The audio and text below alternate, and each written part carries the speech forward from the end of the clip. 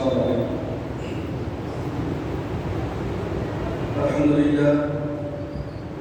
الحمد لله نحمده ونستعينه ونستغفره ونؤمن به ونتوكل عليه ونعوذ بالله من شرور انفسنا ومن سيئات اعمالنا من يهده الله فلا مضل له ومن يضلله فلا هادي له ونشهد ان لا اله الا الله وحده لا شريك له ونشهد ان سيدنا وشفيعنا وحبيبنا ومولانا محمدا عبده ورسوله. اما بعد فقد قال الله تبارك وتعالى في القرآن المجيد والفرقان الحميد: أعوذ بالله من الشيطان الرجيم. بسم الله الرحمن الرحيم. ويسألونك عن ذي القرنين قل سأتلو عليكم منه ذكرا إنا مكنا له في الأرض وآتيناه من كل شيء سببا. صدق الله مولانا العظيم وصدق رسوله النبي الكريم ونحن على ذلك من الشاهدين والشاكرين والحمد لله رب العالمین. بزرگان محترم، عزیز ساتھیوں، گزشتہ آپ حضرات کے سامنے بنی اسرائیل کی تاریخ کا سلسلہ وار تذکرہ چل رہا تھا. اس کے اندر ایک بات آپ کے سامنے یہ آئی تھی کہ یہودیوں کے اوپر جو سب سے بڑا حملہ تھا، پہلا حملہ آشوری قوم کی جانب سے ہوا تھا 721 BC قبل مسیح کے اندر. اور اس کے بعد ایک مشہور بادشاہ عراق کا جس کا نام تھا بخت نصر یا نبوکت نصر، اس نے پھر 587 قبل مسیح کے اندر یہودیوں کو تہوبارہ کیا تھا. اور آپ کے سامنے بات آ چکی ہے کہ نبوکت نصر نے عراق سے آ کر حملہ کیا یروشلم کے اوپر، فلسطین اسرائیل کے اوپر، اور 6 لاکھ یہودیوں کو تہہ تیغ کیا اور 6 لاکھ یہودیوں کو بھیڑ بکری کی طرح ہانک کر وہ بابل کی سرزمین لے گیا، بیبلونیا. اور وہاں پہ اس نے 100 سال یا 125 سال یا 150 سال تک قید و بند کی صعوبتوں میں ان کو رکھا. اس کے بعد ایک شخصیت کا نام آیا تھا آپ کے سامنے کہ جو بادشاہ تھا ایران کا، اور ایران کا بادشاہ جس کو کیخورس یا سائرس تاریخ کے اندر جانا جاتا ہے، اس نے جب ایران کے اندر اپنا تخت سنبھالا تو اپنی سلطنت کو وسیع کرنے کے بعد اس نے عراق پہ بھی حملہ کیا ایران سے، اور عراق کو بھی اپنے قبضے میں لے لیا. اور جب اس نے عراق کو اپنے قبضے میں لیا تو اس نے یہودیوں کے اوپر یہ احسان کیا کہ جہاں وہ لوگ 125 یا 150 سال سے بخت نصر نبوکت نصر کی جانب سے قید میں تھے، سائرس نے، کیخورس نے ان سب کو آزاد کر دیا اور کہا کہ اب تم سب آزاد ہو. اور اس طرح یہ 6 لاکھ یہودی جو قید میں تھے یہ آزاد ہو کر حضرت عزیر علیہ السلام کے ہمراہ پھر سے فلسطین میں اسرائیل میں داخل ہوئے.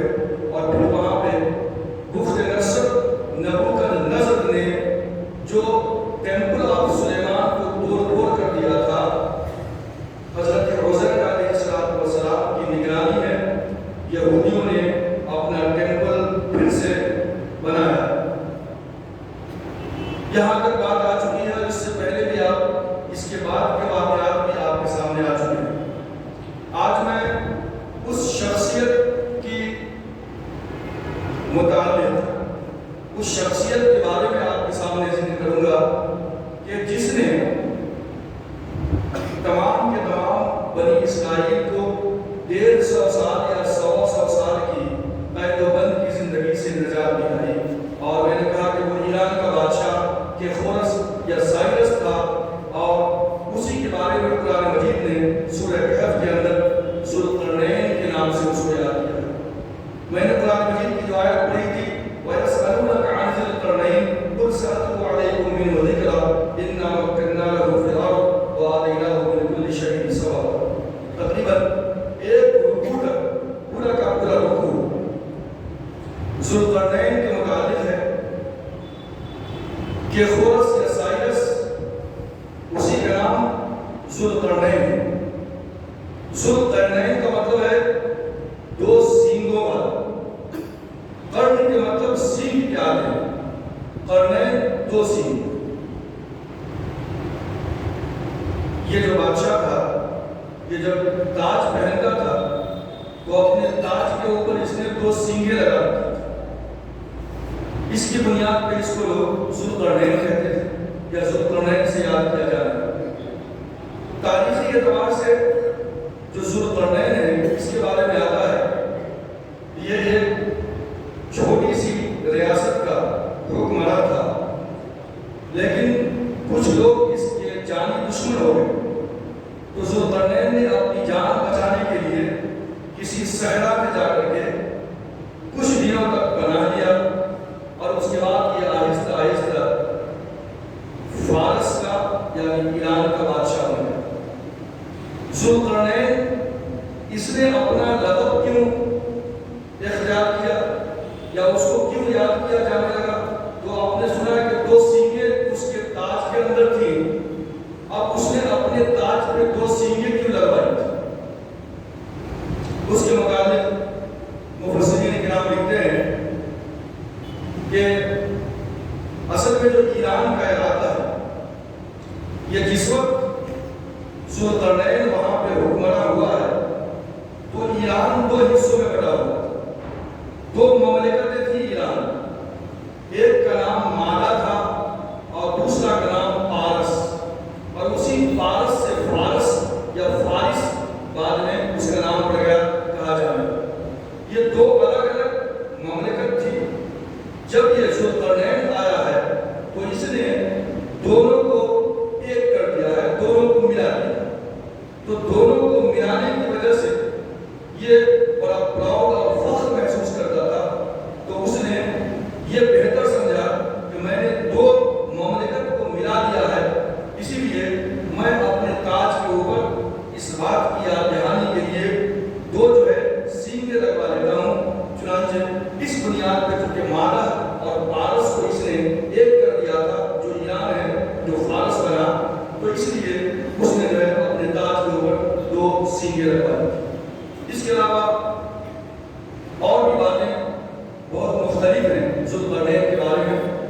بہت سارے جو انگلش ہسٹورین انہوں نے اس بات کی کوشش کی ہے کہ قرآن مجید نے جو ذوالقرنین کا ورڈ استعمال کیا ہے یہ ذوالقرنین کوئی اس کی ریالٹی نہیں ہے، یہ ایک فرضی نام ہے جس کو قرآن نے ذکر کر دیا ہے.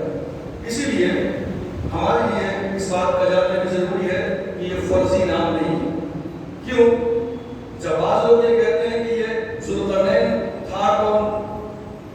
سکندر اعظم، الیگزینڈر دی گریٹ، جس نے تقریباً دنیا کے اکثر و بیشتر حصوں کے اوپر قبضہ کر لیا تھا. سکندر اعظم، الیگزینڈر دی گریٹ. تو ان لوگوں نے الیگزینڈر دی گریٹ کو ذوالقرنین ثابت کرنے کی کوشش کی ہے، یا الیگزینڈر دی گریٹ کو ہے سکندر اعظم کہ جس کے بارے میں کہا جاتا ہے کہ یہی جو ہے ذوالقرنین.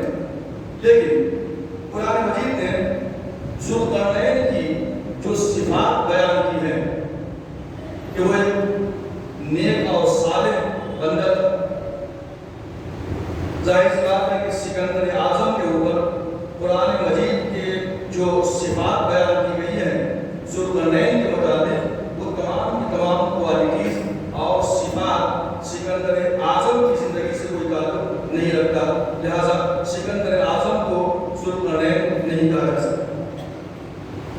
اکثر و بیشتر مفسرین یعنی 20ویں صدی کے ابتدا تک شروعات کامنٹیٹرز اور تھیوری قرآن آپس میں بہت مختلف تھے کہ آخر یہ ہے تو اس لیے بعض نے سکندر اعظم کا نام بھی نہیں دیا، لیکن سب سے بہترین تحقیق جس شخصیت نے کیا ذوالقرنین کے اوپر، اور انہوں نے اس بات کی کوشش کی کہ جتنے بھی انگلش ہسٹورین ہیں ان کا منہ توڑ جواب دیا جائے، تو لہٰذا انہوں نے تمام کے تمام تاریخی شواہد کو جمع کیا اور اس بنیاد پر انہوں نے ذوالقرنین کو ایک حقیقی ذوالقرنین جو ایران کا بادشاہ تھا، جس کو تاریخ میں لوگ کیفورس یا سائرس کے نام سے جانتے ہیں، وہی ذوالقرنین ہے جس کا ذکر قرآن مجید نے کیا۔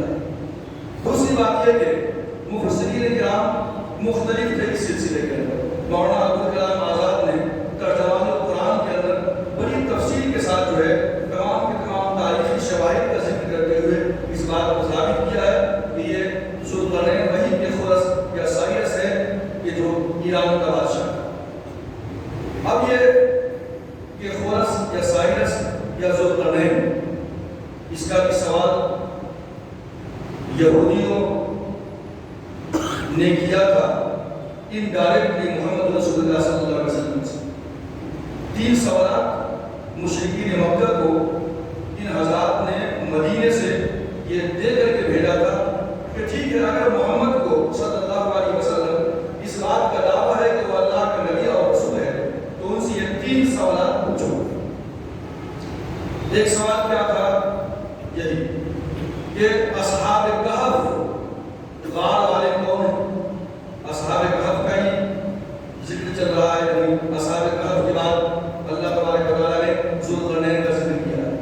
اصحاب کہف کے اوپر کافی تفصیلی گفتگو میری کئی مہینوں قبل یا سال قبل ہو چکی ہے، ابھی بات ہو رہی ہے ذوالقرنین۔ تو مولانا عبدالکلام آزاد صاحب نے ترجمان القرآن کے اندر ذوالقرنین کو سائرس یا کیفورس کا خطاب دیا ہے کہ یہی وہ ذوالقرنین ہے۔ اور یہودیوں نے سوالات کیوں کیا تھا؟ اصحاب کہف کون ہے؟ ایک سوال تھا۔ اے مشرکو، جو مکہ کے مشرکین مدینہ آئے تھے، ان سے جب مشرکین نے کہا کہ ہمارے علاقے کے اندر مکے میں ایک نبی آیا ہے، یا اس کو اپنی نبوت کی دعوے داری ہے، وہ کہتا ہے کہ میں اللہ کا رسول ہوں، نبی ہوں، تو یہودیوں نے کہا کہ ٹھیک ہے، 3 سوالات کرو ان سے، اگر اس بات کو سچے ہیں تو اللہ کے نبی اور رسول ہے، ورنہ نہیں۔ تو ایک تو کیا تھا اصحاب کہف کون، اور دوسرا یہی تھا کہ ان سے پوچھو کہ ذوالقرنین کون ہے، اور تیسرا کیا تھا کہ وَيَسْأَلُونَكَ عَنِ الرُّوحِ، روح کی حقیقت کیا ہے، سول کیا چیز ہے جو انسان کے جسم کے اندر ہے۔ یہ 3 چیزوں کے سوالات محمد رسول اللہ صلی اللہ علیہ وسلم سے کرو، اگر وہ جواب دے دے تو سمجھ لو کہ وہ سچے نبی ہے اور اپنی بات کے اندر وہ سچے ہیں۔ اب یہ مدینے کے اندر جو یہودیوں کے 3 مشہور قبائل ٹرائبز آباد، میں نے آپ کے سامنے ذکر کیا تھا کہ جب 70 عیسوی کے اندر جنرل ٹائٹس نے حملہ کیا تھا ان کے اوپر، اور اس نے جو ہے ان کا وہ بنایا ہوا ٹیمپل جو حضرت سلیمان علیہ السلام نے بنایا تھا، ان کے عقیدے کے مطابق ٹیمپل آف سلیمان، جس کو نبوکدنضر نے عراق کے بادشاہ نے توڑ کر دیا تھا، اس کو پھر سے تعمیر کیا حضرت عزیر علیہ السلام کی ماتحتی ہے۔ تو یہ سیکنڈ ٹیمپل کو جس نے پھر سے توڑ کیا ہے، یہ وہی جنرل ٹائٹس ہے، رومی جنرل، رومی جو ہے حکمران، اور اس نے جو ہے تقریباً 1,33,000 یہودیوں کو قتل کیا تھا، اور اس نے تمام کے تمام یہودیوں کو فلسطین سے، اسرائیل سے بھگا دیا تھا، کسی کو رہنے کی اجازت نہیں تھی وہاں۔ اور اسی وقت سے آپ جانتے ہیں کہ یہودی حضرات ڈائسپورا کے شکار ہوئے ہیں۔ قرآن مجید نے اسی کو کہا ہے ضُرِبَتْ عَلَيْهِمُ الذِّلَّةُ وَالْمَسْكَنَةُ، کہ ذلت، رسوائی اور مسکنت یہودیوں کا مقدر بن گئی۔ اس کے بعد سے دنیا کی دولت ٹھوکریں کھاتے ہیں، دنیا کے اندر کوئی ادھر کوئی ادھر، یہ ملک میں وہ ملک میں گیا، اور کسی نہ کسی کے ماتحتی کے اندر کسی کے احسان تلے دب کر وہ تمام کے تمام یہودی حضرات زندگی گزارتے رہے۔ آپ کے سامنے اس میں بھی جو ہے گفتگو ہو چکی ہے۔ تو یہود کے جو قبائل مدینے میں تھے، بنو نذیر، بنو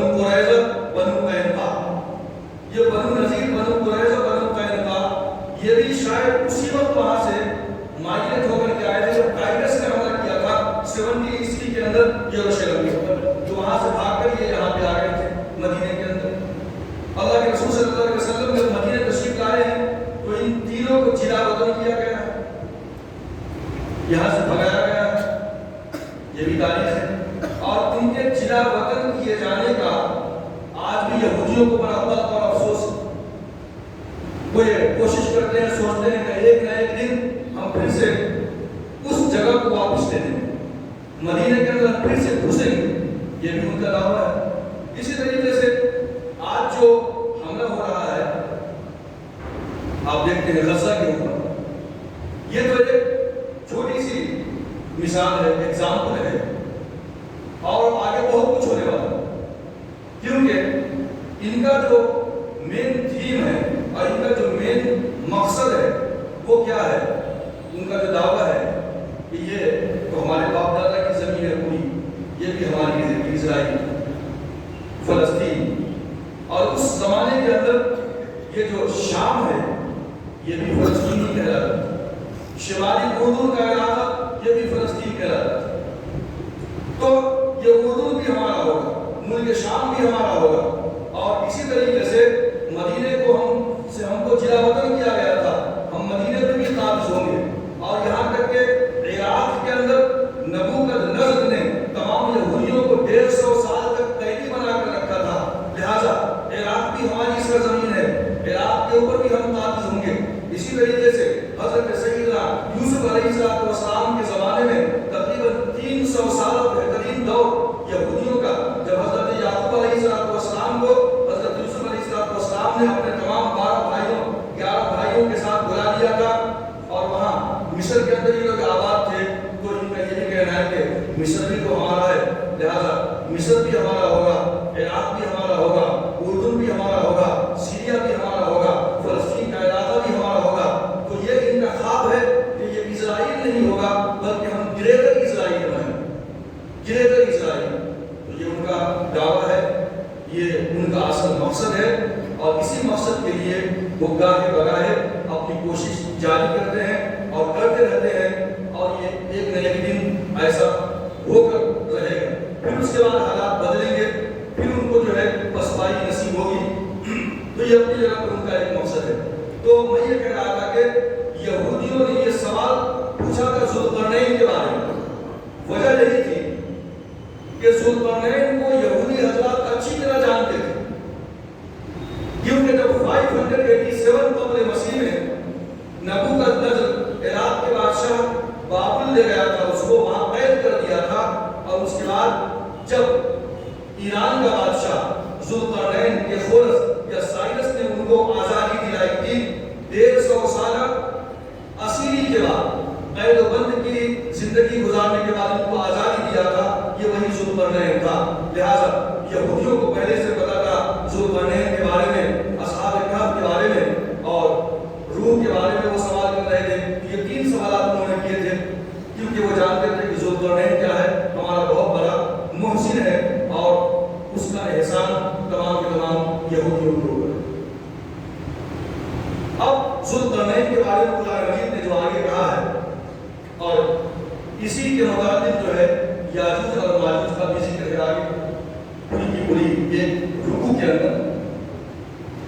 قالوا يا ذا القرنين إن ياجوج وماجوج مفسدون في الأرض فهل نجعل لك خرجا على أن تجعل بيننا وبينهم سدا. اے ذو القرنین, یاجوج ماجوج زمین کے اوپر بہت فساد مچاتے ہیں, ہم کچھ ٹیکس آپ کو ادا کرتے ہیں, آپ ہمارے اور ان کے درمیان ایک دیوار بنا لیں تاکہ وہ ہم پہ حملہ نہ کر سکے. تو یاجوج ماجوج کا بھی ذکر یہی. قرآن مجید نے کہا سلامت عن ذی القرنین, جب مدینہ کے یہودیوں نے مشرکوں کو بھیجا کہ جاؤ محمد سے سوال کرو ذوالقرنین کون ہے, اللہ کے رسول صلی اللہ علیہ وسلم کو معلوم نہیں تھا, جو آپ تو بعد میں پیدا ہوئے نا, 571 میں پیدا ہوئے نا, اور یہ ذوالقرنین جو آزادی دلایا تھا یہودیوں کو وہ تو تقریباً 539 کا زمانہ ہے, عیسیٰ علیہ السلام سے پہلے. اور عیسیٰ علیہ السلام کے 571ویں سال میں پروفیٹ محمد صلی اللہ علیہ وسلم پیدا ہوئے. تو اللہ کے رسول کو کیسے پتا ہو؟ اللہ کے رسول نے خاموشی اختیار کی, قرآن مجید کے اندر وحی آئی, اللہ نے قرآن میں آیت نازل فرمائی اور کہا وَيَسْأَلُونَكَ عَنِ ذِي الْقَرْنَيْنِ, قل سأتلو علیکم منہ ذکرا، آپ ان سے کہہ دیجئے کہ میں قریب ذوالقرنین کے حالات تمہارے سامنے بیان کروں گا۔ قرآن مجید نے آئے کہا اِنَّا مَكَّنَّا لَهُ فِي الْأَرْضِ وَآتَيْنَاهُ مِن كُلِّ شَيْءٍ سَبَبًا، ہم نے ذوالقرنین کو زمین کے اندر تمکن عطا فرمایا تھا اور تمام کے تمام دنیاوی اسباب و وسائل ہم نے اس کو فراہم کیے تھے۔ اللہ نے طاقت دی تھی، قوت دی تھی، مال و دولت اس کو عطا فرمائی تھی۔ اس کے بعد آگے قرآن مجید نے ذوالقرنین کی 3 مہمات کا ذکر کیا جو اس نے اپنی مملکت کے دائرے کو وسیع کرنے کے لیے، اپنی حکومت کو آگے بڑھانے کے لیے اس نے 3 مہمات شروع۔ اسی طرح جس طرح کہ حضرت عمر فاروق رضی اللہ تعالیٰ عنہ نے اپنے دور میں جزیرۃ العرب کے اندر کیا تھا کہ ایک فوج کو بھیجا آپ نے شام اور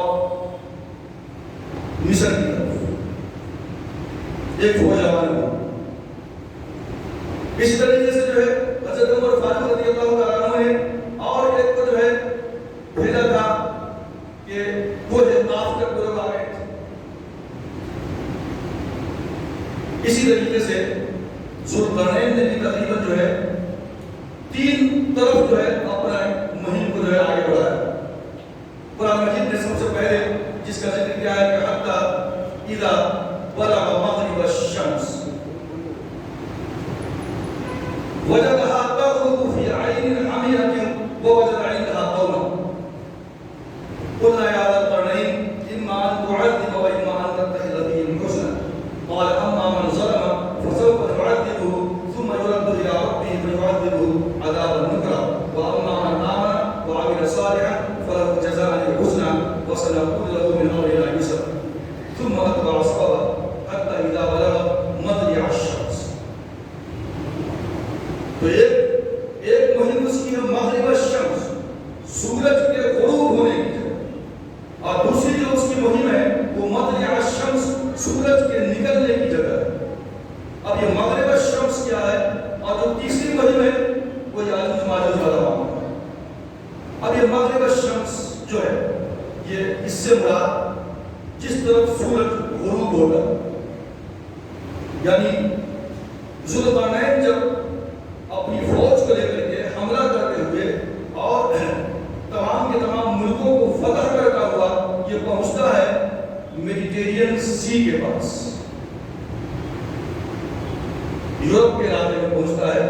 میڈیٹرینین سی کے پاس جب پہنچتا ہے تو اس وقت ظاہر سی بات ہے کہ آج کی طرح دنیا کا نقشہ بنا ہوا نہیں تھا، تو اس کو پتہ نہیں تھا کہ آگے بھی اور دنیا ہے، لہذا شام ہو گئی، ساحل پہ کھڑا تھا میڈیٹرینین سی کے پاس، اور ایسا محسوس ہو رہا تھا کہ سورج جو ہے ڈوب رہا ہے سمندر کے اندر،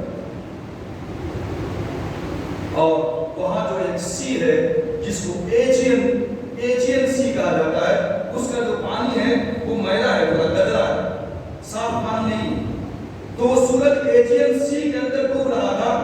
اس نے یہ سمجھا کہ آگے دنیا نہیں ہے، سورج وہی ڈوب رہا ہے۔ حتی اذا بلغ مغرب الشمس، سورج کے غروب ہونے کی جگہ پہ وہ پہنچا، وجدها تغرب في عين حمیہ، اور اس نے یہ پایا کہ سورج جو غروب ہو رہا ہے وہ ایک چشمے کے اندر جس کا پانی گدرا، اور آپ دیکھتے ہیں پڑھیں گے تو جو ایجین سی ہے اس کا پانی گدرا ہے، لہذا قرآن مجید نے اس کی جو میڈیٹرینین سی تک وہ پہنچا تھا۔ یہ پہلی مہم کا ذکر قرآن مجید نے کیا ہے ذوالقرنین کے بارے میں کہ وہ جو ہے مغرب تک پہنچ گیا۔ جب دیکھا کہ آگے راستہ نہیں ہے تو واپس پلٹ کر کے مشرق کی طرف وہ بڑھا، حتی اذا بلغ فأتبع سببا، پھر آگے ایک اور مہم پہ بڑھا ہوا، حتی اذا بلغ مطلع الشمس وجدها تطلع على قوم لم نجعل لهم من دونها سترا كذلك وقد أحطنا بما لديه خبرا۔ پھر اب پلٹا تو یہ علاقہ ہے مشرق کے اندر آپ کو بلوچستان کا اور مکران کا علاقہ۔ جب مکران کے ساحل پہ، مکران جو سی ہے سمندر ہے مکران کے اندر، جب مکران کے ساحل پہ وہ پہنچتا ہے مشرق کے اندر جہاں سے سورج طلوع ہوتا ہے تو دیکھا کہ سورج یہیں سے نکل رہا ہے۔ اب پانی کے اندر دیکھا تو محسوس ہو رہا ہے کہ سورج یہاں سے طلوع اب آگے کچھ بھی نہیں ہے، دنیا کا نقشہ تھا نہیں۔ قرآن مجید نے کہا فَلَمْ نَجْعَلْ لَهُ مِن دُونِهَا سِتْرًا، سورج کی روشنی اور سورج کی تپش اور اس قوم کے درمیان جو ہے ہم نے کوئی پردہ حائل نہیں کیا۔ مطلب یہ ہے کہ وہ جہاں جس بستی میں وہ پہنچا تھا، مکران کے بلوچستان کے علاقے میں، وہ قوم ایسی تھی، وہ بھی وحشی قوم کی طرح تھی۔ تمدن اور تہذیب اس وقت تک جو ہے اتنا دنیا میں آیا نہیں تھا، لوگ سویلائزڈ اور کلچرڈ نہیں ہوئے تھے۔ آج جو ہم بیٹھے ہیں ایک چھت کے نیچے بیٹھے ہیں، زمانہ ترقی کر چکا ہے، لوگ سویلائز ہو چکے ہیں اور صنعت اور حرفت کے اندر، سائنس کے اندر مہارت حاصل کر لی ہے، لیکن جہاں پہ یہ مکران کے ساحل پہ پہنچا تھا ذوالقرنین، وہ جو لوگ وہاں پہ بستے تھے وہ صرف چاروں طرف سے اپنے گھر کی دیواریں اٹھاتے تھے، چھت نہیں تھا، لہذا جب دیواریں اٹھاتے تھے اور چھت بنانے کی ان کو جو ہے عادت نہیں تھی یا ان کو علم نہیں تھا اس کا کہ کس طریقے سے چھت بناتے ہیں، لہذا قرآن مجید نے کہا فَلَمْ نَجْعَلْ لَهُم مِّن دُونِهَا سِتْرًا، کہ ہم نے ان کے لیے سورج سے آنے والی روشنی کے لیے کوئی پردہ یا کوئی اور ہم نے نہیں بنایا تھا ان کے لیے، بغیر چھت کے یہ تمام کے تمام لوگ رہتے تھے۔ تو یہ قرآن مجید نے مطلع الشمس یعنی مکران بلوچستان کے ساحل کے اوپر جو ہے ذوالقرنین پہنچا، یہاں تک اس کی یہ دوسری مہم کا ذکر قرآن مجید میں۔ ثم اتبع سببا، پھر تیسری مہم کی طرف آگے بڑھا، حتی اذا بلغ بین السدین وجد من دونہما قوما لا يكادون يفقهون قولا قلنا يا ذا القرنين ان ياجوج وماجوج مفسدون في الارض فهل نجعل لك خرجا على ان تجعل بيننا وبينهم سدا۔ پھر تیسری مہم کی طرف ذوالقرنین آگے بڑھتا، ادھر سمندر ادھر بھی سمندر، دونوں سائڈ کو پہنچ کے سمجھ گیا دنیا نہیں ہے، ادھر سمندر دنیا نہیں ہے، تو اب تیسری طرف بڑھا ہے۔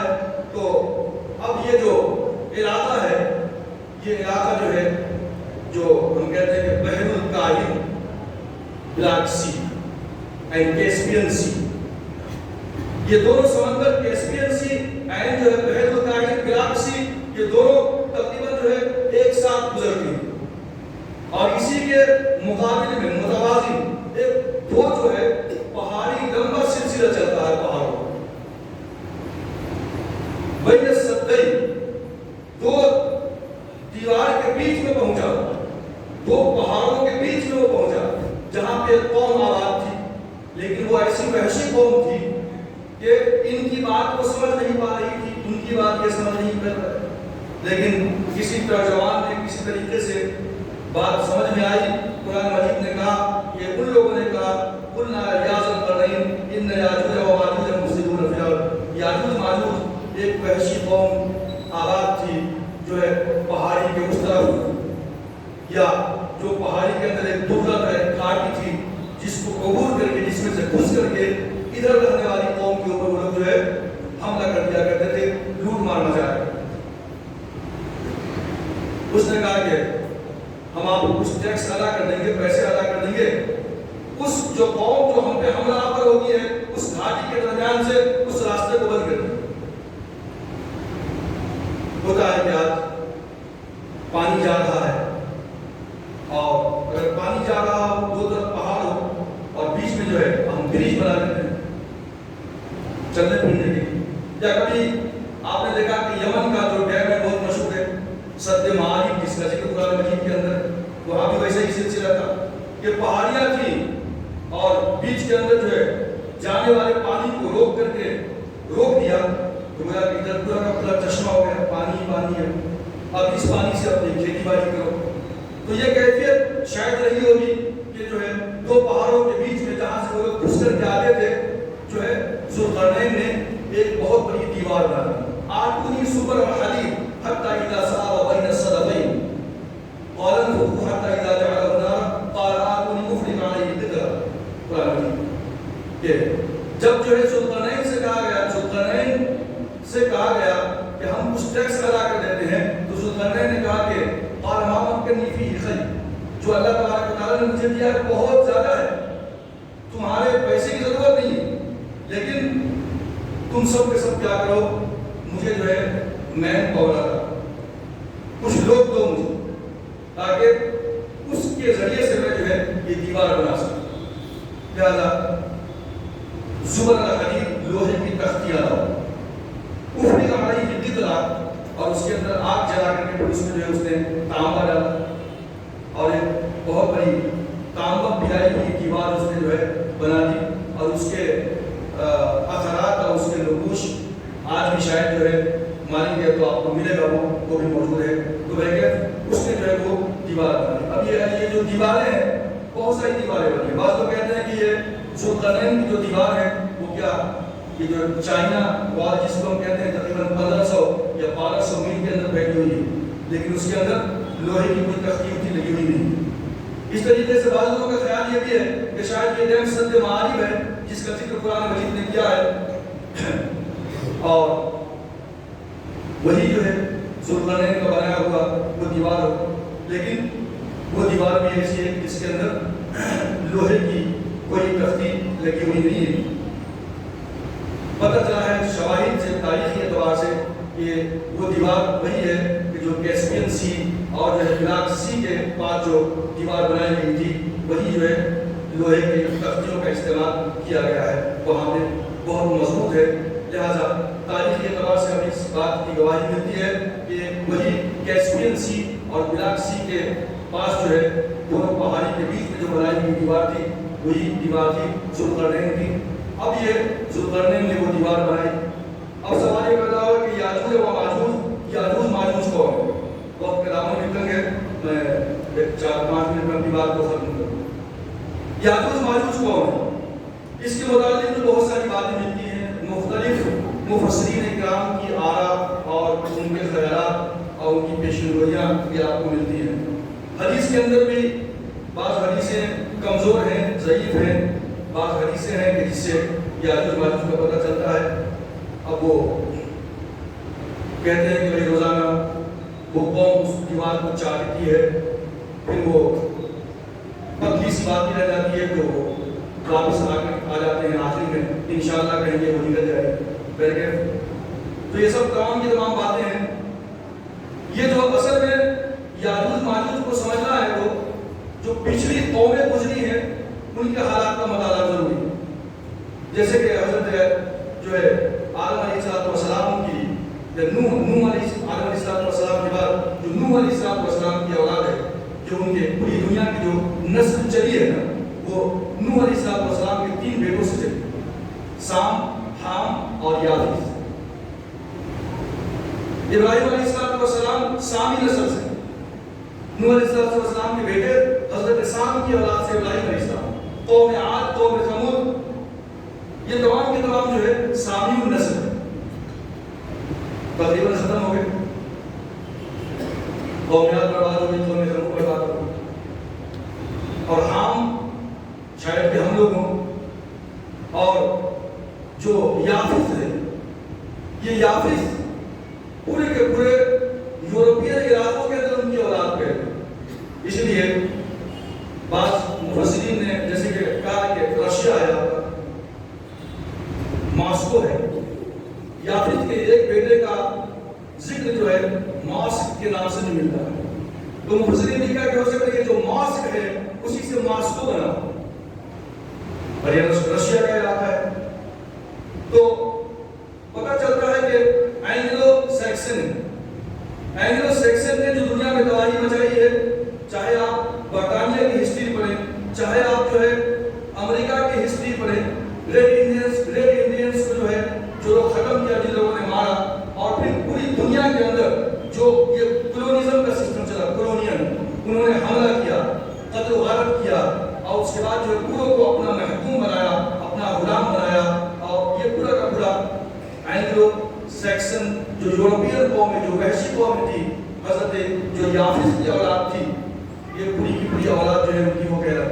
لہٰذا مفسرین لکھتے ہیں کہ یہ پورا کا پورا یورپ کا جو علاقہ ہے تقریباً Anglo Saxon, white Anglo Saxon, یہ پورے کے پورے، اور اسی طریقے سے پھر آپ دیکھیں گے تو یہ ہند چین یعنی جو چائنا ہے، ادھر کا جو علاقہ ہے، یہ سب کے سب جو ہے یافیث کی اولاد میں سے ہیں۔ اور ظاہر سی بات ہے کہ قرآن مجید نے جہاں پہ یاجوج ماجوج کا ذکر کیا ہے سورہ انبیاء کے اندر. تو وہاں پہ قرآن مجید میں من کل حدب ینسلون حتی اذا فتحت یاجوج و ماجوج ومن کل حدب ینسلون. یہاں تک کہ جب یاجوج ماجوج کھول دیے جائیں تو وہ تمام کی تمام اونچائیوں سے فوج در فوج جو ہے وہ ڈھلان کی طرف آئیں گے، نیچے کی طرف آئیں گے. اب حدیث کے اندر ہے کہ سمندر پہ سے گزر ہوگا تو پانی پی جائیں گے. ہو سکتا ہے کہ یہ عالم خور بھی ہو. لہٰذا ڈاکٹر اسرار احمد صاحب کو جب میں پڑھ رہا تھا ان کے بیان قرآن کے اندر تو انہوں نے اس کی بڑی اچھی تفصیل لکھی ہے جس کے اندر انہوں نے یہ کہا کہ شاید ایک دور تو گزر چکا کہ اینگلو سیکسن نے پوری دنیا کو اپنے قبضے میں کر لیا، مارا، غلام بنایا اور اس کے بعد سے ان کے قدم ابھی رک گئے. ہم آزاد ہو گئے، ہندوستان آزاد ہو گیا 1947 کے اندر، اور اس طریقے سے افغانستان 1915 میں آزاد ہو گیا، اور اس طریقے سے جو ہے اسرائیل کو بسا دیا، اور جو ہے یہ اوٹومن پیریڈ کو، عثمانی پیریڈ کو، ترکیوں کو جو ہے توڑ پھوڑ کے، یعنی پورے عرب کو جہاں جہاں کا جتنا بڑا بڑا جو ہے عمدہ لوگ تھا سمجھیے ان کو اس نے وہاں کا حاکم بنا دیا. بڑا بڑا عربوں کو بھی جو ہے مختلف حصوں میں اس نے بانٹ دیا. تمام کو بانٹنے کے باوجود بھی آج بھی حکومت انہیں کی. ورلڈ بینک کا قیام کیا ہے؟ انہیں کا ہے. یہ آج بھی یہ سب کے سب جیے تو صحیح، لیکن جو ہے وہ ابھی کچھ ہوتا ہے تو دیکھتے ہیں کہ بھائی تلنگانہ کے اندر رہنے والے ہر ایک شخص کے اوپر کتنے لاکھ کا قرض ہے، انڈیا میں رہنے والے ہر ایک فرد کے اوپر کتنے لاکھ کا قرض ہے. وہ قرض کس کا ہے؟ ورلڈ بینک کا دیا ہوا.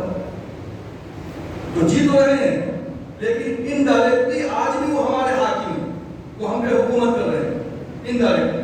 ان کے قدم بظاہر رکے ہوئے ہیں، لیکن ایک وقت آئے گا جیسے میں نے گریٹر اسرائیل کا تذکرہ کیا، ان کو بھی جو ہے المسیح الدجال کا انتظار ہے. ایک مسیحا ان کو بچانے والا آئے گا دجال کی شکل کے اندر، اور ہمیں بھی انتظار ہے کہ حضرت عیسیٰ علیہ السلام آئیں گے، امام مہدی عرب سے نکلیں گے، اور ان کے جھنڈے تلے پوری کی پوری بہت بڑی طاقت اور فوج ہوگی. دونوں کا مقابلہ ہوگا، اور وہ مقابلے کا میدان شاید یہ وسط ایشیا ہوگا. جیسے کہ آج دیکھ رہے ہیں بار بار لوگ کہتے ہیں کہ دو جو ہے ورلڈ وار ہو چکے ہیں، world war 2، world war 3، world war 1. اب جو ہے شاید یہ ورلڈ وار 3 کی پیشین ہوئی ہے. ممکن ہے یہ جو ہے مکمل طور پہ یہ خیمہ جو لگے گا لڑائیوں کا، جنگ و جدال کا، وہ ادھر ہی ہوگا.